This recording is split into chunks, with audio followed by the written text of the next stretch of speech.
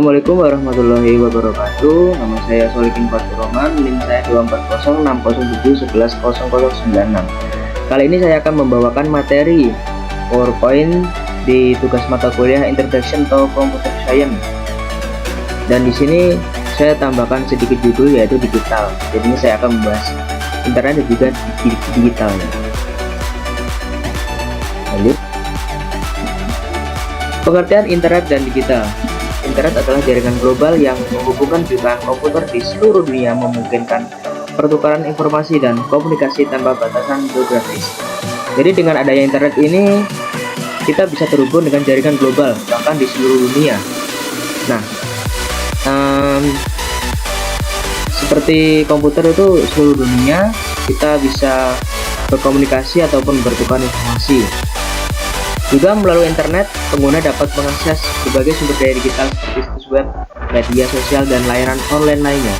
Jadi, internet ini memudahkan kita untuk mengakses semua dunia digital, entah itu situs web ataupun media sosial lainnya dan lain-lain lainnya. Jadi situs web itu kan banyak, so mau kita untuk mencari tugas seperti jurnal maupun artikel begitu ya. Nah, untuk media sosial itu seperti platform WhatsApp ataupun email dan segalanya. Nah, merujuk pada representasi data dalam bentuk biner, kosong, dan satu yang digunakan oleh perangkat elektronik untuk menyimpan, memproses, dan mentransmisikan informasi. Jadi, internet itu berbentuk bilangan biner, kosong, dan satu. Nah, memang bilangan biner itu kosong dan satu saja, tidak ada yang angka lain. Nah, di angka itu terbentuk sebuah perangkat elektronik untuk menyimpan, memproses, dan mentransmisikan informasi. Jadi, angka biner ini berguna banget untuk internet. Ya memang buat internet ya. Terus teknologi digital mencakup berbagai aspek, mulai dari komputasi, perangkat lunak, hingga komunikasi melalui jaringan, seperti yang mengubah cara kita bekerja, belajar, dan berinteraksi sehari-hari. Jadi adanya internet dan digital ini bisa kita manfaatkan untuk belajar, dan segala macam, untuk setting jaringan, dan masih banyak lagi.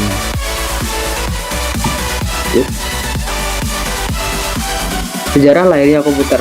Nah, kita akan membahas sejarah lahirnya komputer, yaitu ENIAC, Electronical Numerical Integrator dan Computer.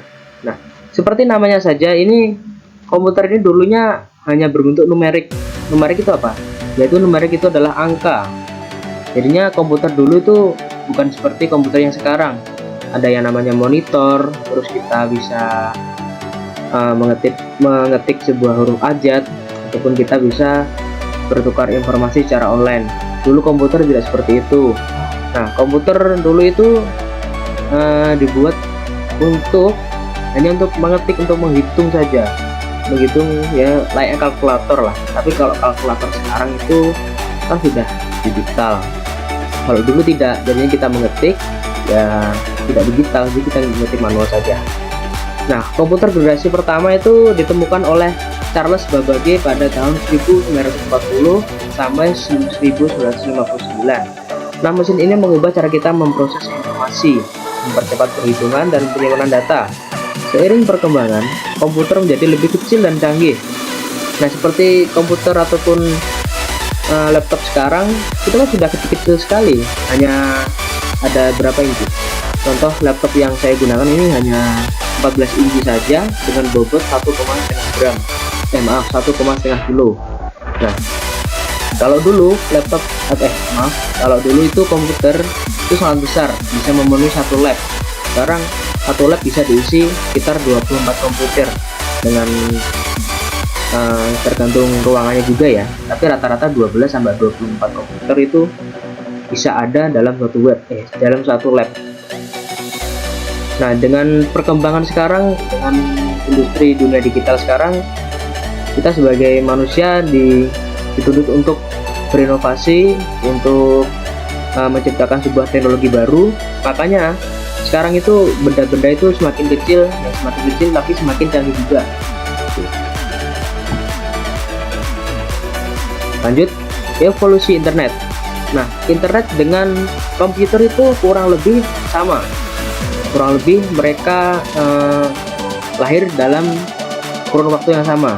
Untuk internet sendiri muncul pada akhir abad ke-20 sebagai jaringan revolusioner yang menghubungkan komputer secara global. Jadi ada di abad ke-20 itu kan internet belum terlalu canggih. Jadi masih berkembang lah. Mungkin masih seumpama internet ada di sebuah negara, itu hanya bisa terhubung ke jaringan lokal saja, seumpama antar desa ataupun antar rumah dan segala macam. Namun sekarang internet sudah bisa terhubung secara global. Nah, sejak saat itu internet telah berevolusi dari komunikasi yang hanya berbasis teks sederhana menjadi pengalaman multimedia yang kaya. Jadi kalau dulu seumpama kita mengenal dulu aplikasi yang namanya BBM. Nah, BBM dulu itu kan sebelum dia berkembang, adanya video call, adanya telepon dan segala macam, itu kan cuma hanya bisa mengirim pesan lewat teks saja, ya kan? Nah, sekarang sudah canggih sekali. Kita bisa tatap muka secara langsung, secara online, seperti saya record sekarang ini. Nah, ini adanya kepintaran teknologi, suatu inovasi. Nah, teknologi ini memungkinkan pengguna berbagi informasi, berkolaborasi secara instan, dan menciptakan ruang digital yang menghubungkan orang-orang dari berbagai belahan dunia. Nah, jadinya dengan adanya internet sekarang yang semakin canggih, kita dapat berkomunikasi dengan orang luar negeri tanpa adanya batasan. Nah, perkembangan ini tidak hanya mengubah cara berkomunikasi, tetapi cara belajar, bekerja, dan berbisnis, menjadikannya salah satu inovasi paling penting dalam sejarah manusia. Jadi dengan adanya internet ini kita tidak lagi harus bertatap muka secara langsung. Kita juga bisa mengadakan meeting secara online. Lanjut, komunikasi digital. Saya akan membahas komunikasi digital. Apa sih itu komunikasi digital? Dengan munculnya internet, komunikasi digital telah bertransformasi dari yang semulanya email hingga pesan instan. Kita bisa terhubung dengan siapa saja, di mana saja, dan kapan saja. Pergeseran ini telah membuat dunia kita lebih saling terhubung daripada sebelumnya. Seperti yang saya jelaskan di slide sebelumnya, yaitu dulu kan ya cuma ada BBM saja, alat komunikasinya BBM ataupun SMS. Itu pun tidak bisa seperti sekarang, bisa merekam suara, bisa video call, bisa telepon. Dulu hanya berbasis teks saja. Nah, dengan adanya komunikasi digital ini, teknologi komunikasi digital ini, kita bisa merasakan manfaatnya. Lanjut. Nah, di era media sosial kali ini, platform media sosial telah menciptakan lanskap digital baru di mana kita dapat berbagi pengalaman, ide, dan kreativitas. Jadi adanya era media sosial ini, kita bebas berekspresi itu tanpa adanya batasan. Tentu saja kita menggunakan platform yang bernama Instagram. Nah, di Instagram ini kita bisa posting foto kita, video tentang kebiasaan sehari-hari kita, ataupun ya sekedar men-share kata-kata dan atau apapun. Jadi kita bebas jika kita sudah mempunyai akun. Kita bebas untuk mengekspresikan diri kita di media sosial. Namun platform ini memperdayakan individu dan membentuk komunitas, tetapi juga membawa tantangan seperti isu privasi dan penyebaran informasi yang salah. Jadi dalam kita menyebarkan informasi, entah itu informasi pribadi ataupun informasi orang lain, kita harus memilahnya. Jangan asal kita dikit-dikit upload tentang keseharian kita, ataupun mungkin kita punya dokumen-dokumen yang penting terus kita upload di media sosial, entah itu secara sengaja ataupun tidak sengaja. Kita harus hati-hati untuk itu, agar privasi dan penyebarannya hal yang salah itu tidak tersebar kemana-mana. Dikarenakan di era media sosial saat ini sangat mudah sekali kita untuk share tentang berita-berita isu viral terkini. Lanjut. Revolusi komputasi awan. Apa itu revolusi komputasi awan? Nah, saya akan menjelaskan dulu. Untuk munculnya komputasi awan telah mengubah cara kita menyimpan dan mengakses data, tidak lagi terbatas pada perangkat lokal. Kini kita dapat mengakses file dan aplikasi dari mana saja, sehingga meningkatkan kolaborasi dan efisiensi. Jadi revolusi komputasi awan itu adalah penyimpanan berbasis online. Seperti contoh, saya akan mengambil dari Google Drive.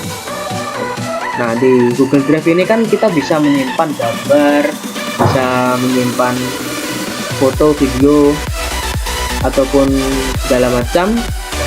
Di Google Drive ini yang namanya komputasi awan ini. Jadi mengubah cara kita. Yang dulu kita menyimpan foto itu di yang namanya album kan. Album itu kita cetak foto di tempat toko percetakan, kita cetak foto terus kita taruh di album. Namun sekarang tidak lagi. Sekarang kita bisa foto melalui HP. Nah, terus kita simpan di galeri. Nah, dan dengan adanya komputasi awan ini ataupun penyimpanan ini, nah kita bisa mempermudah untuk menyimpan ataupun membackup data kita. Bila mana kita akan mengganti device seperti laptop ataupun handphone yang mempunyai data-data yang menurut kita penting, kita bisa simpan di Google Drive.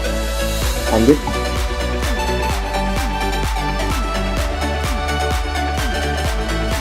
Nah, dibalik semua itu, dibalik komunikasi digital, era media sosial dan segala macam, tantangan keamanan cyber. Saat kita menjelajahi lautan digital, keamanan cyber menjadi sangat penting. Melindungi data diri dari ancaman seperti peretasan ataupun phishing sangatlah penting. Kesadaran dan tindakan proaktif dapat membantu kita berlayar dengan aman melalui perairan yang bergejolak ini. Jadi, mengapa kita harus hati-hati dalam menyelami lautan digital? Dikarenakan sekarang teknologi sudah maju, orang-orang juga sudah berkembang, ilmu-ilmu tentang hacking itu sekarang kurang lebih mudah untuk dicari. Tidak lagi kita harus belajar mendatangi orang tersebut, namun jika kita bersemangat niat untuk belajar tentang ilmu hacking, kita bisa mencarinya di platform media sosial. Nah, dengan itu banyak sekali, kan orang tidak semuanya baik, tidak semuanya jahat juga, pasti ada orang baik dan orang jahat. Jadi ada sajalah orang yang mungkin dia berniat jahat dengan ilmu yang sudah dimiliki. Tentu saja kita ambil ke phishing. Nah, phishing ini seperti link. Seumpama kita bermain game itu ada yang namanya diamond gratis, itu kita harus masukin email sama password akun game kita. Nah, itu salah satu bentuk penipuan ataupun modus dari link phishing. Jadi kita harus hati-hati memilah mana link yang ori, mana link yang phishing. Lanjut.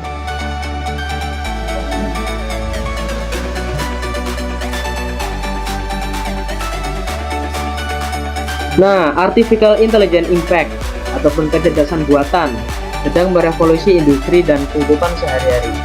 Mulai dari asisten virtual hingga algoritma yang kompleks, AI ini meningkatkan efisiensi dan kapabilitas manusia. Nah, asisten virtual sekarang itu banyak sekali contohnya. Namun saya akan mengambil satu saja, yaitu Google Assistant. Jadi kita tidak perlu lagi ataupun tidak perlu susah untuk membuka sebuah aplikasi ataupun ya yang ada di handphone kita. Kita cukup bilang oke Google, nanti pasti Google akan menanya apa ada yang bisa saya bantu. Kita tinggal ngomong contoh saja, oke Google, buka WA. Nah, nanti akan langsung buka WhatsApp tanpa kita mengklik-klik. Kecerdasan buatan dari Google. Dan juga banyak sekali website ataupun AI yang bisa membantu pekerjaan kita. Nah, sebagai mahasiswa kita pasti tidak asing dengan namanya ChatGPT. Nah, itu sangat membantu sekali buat kita para mahasiswa untuk membuat sebuah kata-kata, untuk tugas dari dosen yang mungkin kita tidak tahu, bahkan bisa untuk membuat sebuah aplikasi sederhana, coding dan segala macam. Namun teknologi ini juga menimbulkan tantangan etis termasuk isu terkait otomatisasi dan privasi. Jadi dengan adanya AI ini juga bisa membuat kita menjadi malas. Contohnya kayak sekarang anak SD ataupun SMP itu kan sudah harus punya HP. Sudah harus sih, kayak hampir semua mayoritas itu punya HP dan diperbolehkan membawa HP. Jadinya kayak sekarang adanya AI, mereka mengenal AI, jadi kayak ada tugas itu sudah copy paste saja dari AI gitu, sudah tidak mau berpikir lagi, tidak mau mencoba mencari di buku atau di mana gitu, jadinya mereka hanya copy paste. Nah, itu berdampak akan kemalasan kita dan ya tidak akan berkembang. Dan lanjut, masa depan pekerjaan. Transformasi digital mengubah tempat kerja, pekerjaan jarak jauh, alat kolaborasi digital, dan integrasi AI menciptakan peluang kerja baru sekaligus menantang peran tradisional. Merangkul perubahan ini sangat penting untuk mewujudkan masa depan. Nah, masa depan pekerjaan itu sekarang saya akan mengambil contoh dari PT Gudang Garam di daerah saya, yaitu Kota Kediri. Nah, di situ dulu kan PT Gudang Garam itu kan banyak sekali karyawannya, meskipun sekarang juga banyak. Tapi sisi yang tidak diketahui adalah Gudang Garam itu sekarang terus-menerus mengurangi tenaga kerjanya. Karena kenapa? Karena PT Gudang Garam sekarang sudah mengenal yang namanya robotik, teknologi robotik untuk membuat rokok. Itu kan dulu harus ada yang namanya yang giling, ada yang dan segala macam itu untuk membuat rokok. Kalau sekarang tinggal nyuruh robot saja, kita sudah bisa membuat rokok tersebut begitu. Jadinya buat apa susah-susah mempekerjakan orang kalau ada robotik yang dia itu tidak memerlukan bayaran, tidak memerlukan tidur, jadinya bisa meminimalisir pengeluaran dari perusahaan. Jadi makanya setiap tahun, setiap bulan ataupun apapun diadakannya evaluasi. Jadinya untuk karyawan yang sekira tidak berkompeten akan dipecat. Lanjut. Nah, saya akan membahas pentingnya literasi digital. Dalam era digital ini, literasi digital sangatlah penting. Memahami cara menavigasi ruang online, mengevaluasi informasi, dan berkomunikasi secara efektif akan memberdayakan individu untuk berkembang dan berkontribusi secara bermakna bagi masyarakat. Penting sekali kita untuk literasi digital ini. Jadi contohnya saja, jangan hanya melihat tentang judulnya saja. Terkadang kita malas membaca artikel. Contoh, kita membaca di website Kompasiana, kita membaca berita di situ, ada isu-isu tentang artis A itu melakukan hal seperti ini. Kita hanya membaca judulnya aja tanpa kita membaca isi tersebut. Biasanya kebanyakan seperti itu. Jadinya kita akan berpikir langsung, wah ini nggak beres nih, berarti harus dijudge ini. Mungkin kita akan langsung mencari media sosialnya untuk komen-komen buruk. Jadinya penting sekali untuk kita memilah data ataupun kita membaca sebuah artikel itu sampai habis, kita telaah, jangan hanya judulnya saja, karena itu akan menimbulkan kesalahpahaman. Lanjut. Peran etika dalam dunia digital. Nah, ketika kita menjelajahi dunia digital, kita harus menavigasi perairan etika. Isu-isu seperti privacy data, persetujuan, dan hak-hak digital sangatlah penting. Terlibat dalam perilaku online yang bertanggung jawab akan memastikan masa depan digital yang lebih aman dan adil. Nah, peran etika dalam dunia digital itu apa sih? Nah, kita sebagai netizen juga mempunyai peran etika. Kita harus beretika juga dalam menggunakan media sosial. Contoh, jangan langsung kita menjudge seseorang di kolom komentar sampai mungkin dia tutup akun karena bullying gitu. Bullying sekarang itu sudah modern, tidak kayak bullying zaman dulu yang kita bullying secara fisik. Sekarang kita bullying secara verbal, kita menyerang mental seseorang. Netizen itu langsung mungkin wah parah lah pokoknya. Jadi kita harus pintar-pintar dalam berkomentar, jangan sampai menyakiti hati seorang karena kita komennya kurang baik. Itu wah parah banget, seperti kita menyebarluaskan privasi data seseorang. Seumpama ada seseorang mengupload video tentang dia, ya begitulah, terus kita share ke teman kita, terus dia share ke media sosial, jadinya viral kan. Kasihan orang seperti itu. Jadinya kita harus pintar-pintar dalam memilah ataupun berperan di etika dalam dunia digital ini. Bagaimana kita menciptakan dunia digital yang aman dan tetap respect lah pokoknya. Lanjut. Nah, kesimpulan dari materi saya adalah internet dan teknologi digital telah merevolusi cara kita hidup, kerja, dan berkomunikasi. Sejak penemuan komputer generasi pertama hingga munculnya kecerdasan buatan AI dan komputasi awan, perkembangan teknologi telah mengubah dunia secara signifikan.